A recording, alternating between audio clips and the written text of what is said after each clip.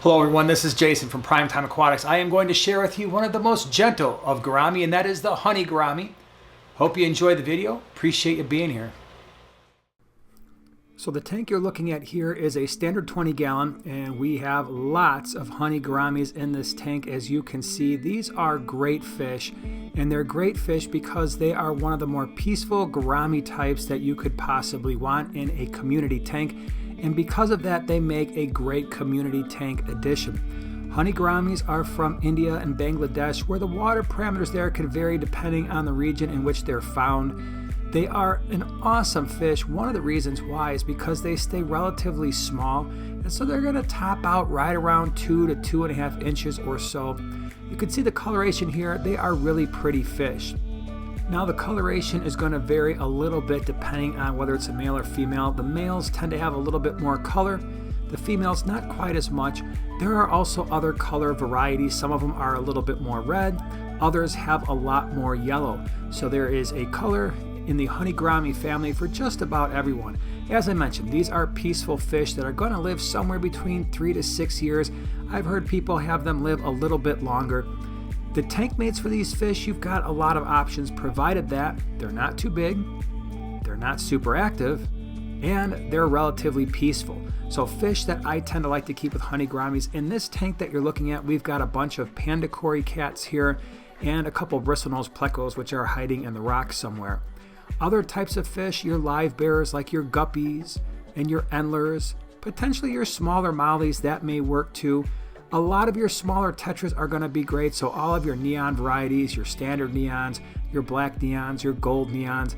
Ember tetras would work just fine. The white and black skirt tetras, phantom tetras, rummy nose. You could also add rasboras to a community tank that has Honey Gouramis, and so even the smaller rasboras like the exclamation point rasboras might be nice. Brilliant greens, the pork chop rasboras are all good options. Cherry barbs, if you're looking for fish that are going to do a little bit of cleanup, I already mentioned we've got the cory cats here, so just about any cory cat will work just fine. Otocinclus would do well, as would most of your smaller loaches like your coolie loaches, possibly your tiger loaches, even clown loaches.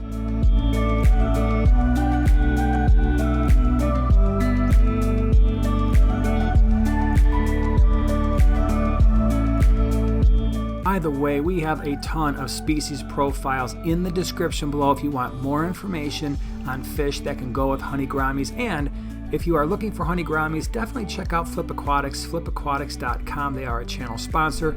We got most of these Honey Gouramis from them. Absolutely love the fact that they sell quality fish and they take care of their customers very well. Now, there are some fish that you'd want to consider not keeping with your Honey Gouramis. One of them is a betta. We get that question a lot. We've tried that combination before.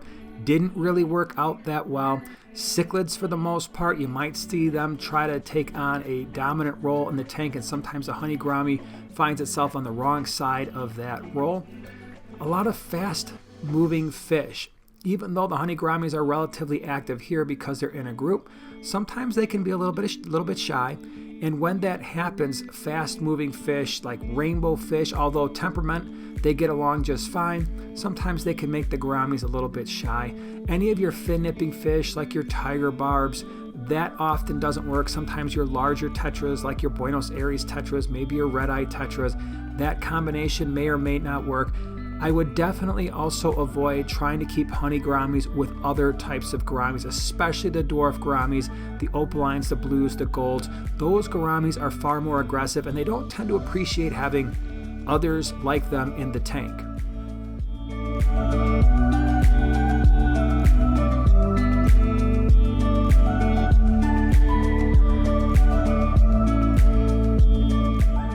And of course, as you can see here, they do well together. It's one of the few gouramis that can actually do well in a group, these being one, the pearl gourami being the other. If you're going to keep them in a group, I would prefer to have them in at least a group of 6. If not, I'm probably just going to keep one on its own. Anytime you get 1 or 2 or 3, if there is a dominant gourami in that tank, as there certainly will be, sometimes if it's a small number, you wind up with some issues with bullying. But if you keep them in a larger group, it tends to work out a little bit better. In a 20 gallon like this, long term, I might not keep more than 6 to 8 in a 20 gallon any one time. A lot of the fish you're seeing here are going to be split up into other tanks throughout our fish room.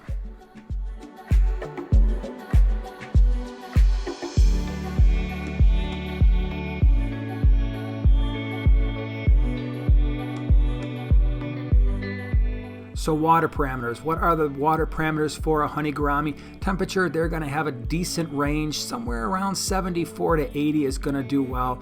They're pretty tolerant of pH, anywhere between 6 to 8. Water hardness between 3 to 12 degrees on your GH and your KH. As always, it's really important to have stable water parameters, but once those water parameters are stable, they have a fairly wide range that they're going to tolerate. Feeding these fish is not difficult at all. In fact, they get pretty excited around feeding time. We feed our fish North Fin flakes, usually the community flakes. They'll eat the cichlid flakes, the kelp flakes, the krill flakes. They like them all. Sometimes we'll feed sinking pellets. You will find your gouramis picking through the substrate. They'll pick through plants. They're pretty good at finding food. We also like to feed them frozen bloodworms, frozen brine shrimp, and even occasionally live baby brine. They'll eat that as well. Now, tank size. Again, this tank that you're looking at is a standard 20-gallon tank. They could be in a 10-gallon tank. If it's a 10-gallon, I would probably only keep one. That would probably be my centerpiece fish for the tank. As we get into 20 gallons like you see here, or a 20 long, that's when you can begin to keep more of them. When you're thinking about how to decorate your fish tank, this is actually a quarantine tank for us, so it's not a tank that we plan to keep these fish in long term. You can see we've used a darker substrate. We have a darker background, and that has darkened up these fish considerably. Also, we only have a light on one side of the tank. It's something we've been doing more and more, especially in our quarantine tanks, to give fish an opportunity to kind of get out of the light if they want to relax a little bit. We found a lot of fish enjoy that. But one of the reasons why they're a little bit darker in this video and in this tank is because everything is dark around them.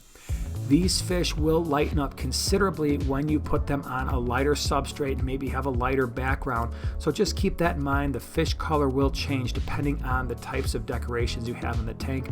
We've used rocks in this. We've got real wood, real rocks. We have some fake plants in here. You can use real or fake plants. It doesn't really matter. But they're going to appreciate a place to just kind of hang out, call their own, and maybe go back and hide a little bit if they're feeling a little bit stressed out. Breeding these fish is pretty much like any other gourami, where you get a pair, a male and a female. Usually you put those in a 10-gallon. The male will wrap itself around the female. She will release the eggs. The male will catch them in his mouth. He builds a bubble nest. The eggs go there.